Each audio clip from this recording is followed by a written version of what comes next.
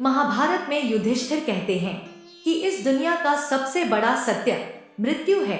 हिंदू पुराणों में बताया गया है कि जिसने भी जन्म लिया है उसकी मृत्यु निश्चित है।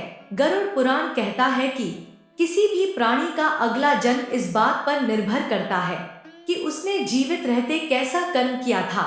हिंदू धर्म में मृत्यु के बाद मृत शरीर को जलाने की परंपरा सदियों से चलती आ रही है। आपने भी देखा होगा कि जब भी किसी की मृत्यु हो जाती है तो मृत शरीर के पास कोई ना कोई अवश्य मौजूद होता है। अगर किसी की मृत्यु सूर्यास्त के बाद होती है तो उसका संस्कार उस दिन नहीं किया जाता, उसका दाह संस्कार अगले दिन ही किया जाता है। रात को किसी का संस्कार नहीं किया जाता। आपने यह भी देखा होगा कि अगर किसी की मृत्यु शाम के बाद होती है तो उसके शव को अकेला नहीं छोड़ जाता। इसका जवाब गरुड़ पुराण में बताया गया है। आइए जानते हैं कि मृत्यु के बाद शव को अकेला क्यों नहीं छोड़ना चाहिए।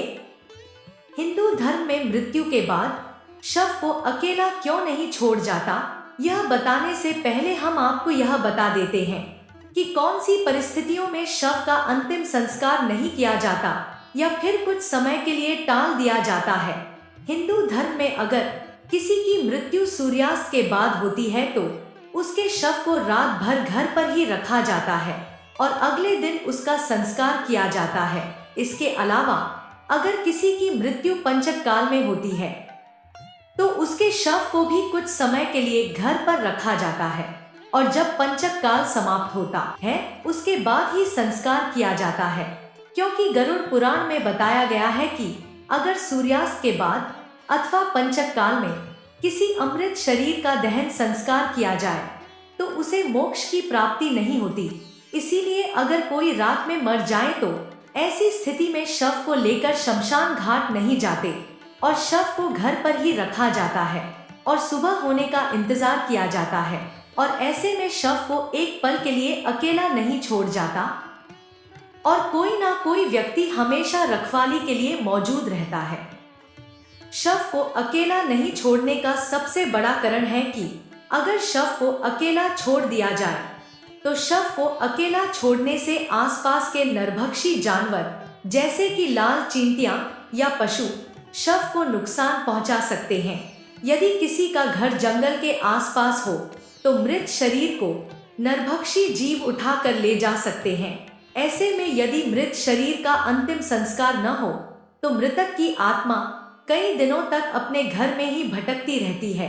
अगर गरुड़ पुराण की माने तो ऐसे में अमृत आत्मा को भी यमलोक के मार्ग में ऐसे ही यातनाएं सहनी पड़ती है।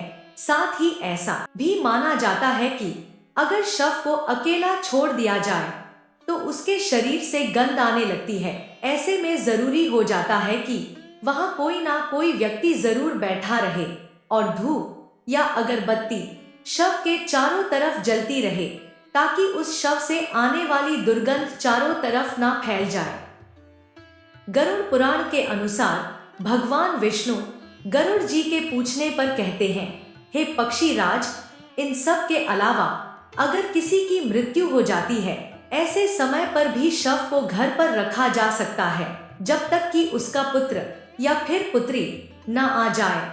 क्योंकि जब खुद की संतान अमृत शरीर को मुखाग्नि नहीं दे देती तब तक उसका उद्धार नहीं हो पाता और उसकी आत्मा इसी मृत्यु लोक में भटकती रहती है। इसके बाद विष्णु जी बताते हैं, सूर्यास्त के बाद अगर किसी भी शरीर का अंतिम संस्कार कर दिया जाए तो वह अमृत आत्मा असुर दानव अथवा पिशाच की योनि में जन्म लेती है जहां उसे कई तरह के कष्ट सहने पड़ते हैं। और यही वजह है कि हिंदू धर्म में रात को अंतिम संस्कार करने से मना किया गया है। गरुड़ पुराण में कहा गया है कि मृत्यु के बाद भी मृतक की आत्मा 13 दिनों तक वहीं भटकती रहती है जहां उसने प्राण त्यागे थे। ऐसे में यदि मृत शरीर को अकेला छोड़ दिया जाता है तो मृत आत्मा उसमें प्रवेश करने की कोशिश करती है लेकिन प्रवेश नहीं कर पाती या देखकर वह दुखी हो जाती है। उसके बाद यमदूत उसे घसीटते हुए यमलोक ले जाते हैं। गरुड़ पुराण के अनुसार मृत्यु के बाद यदि शव को अकेला छोड़ दिया जाता है तो आसपास भटक रही बुरी आत्माएं मृतक के शरीर में प्रवेश कर जाती हैं।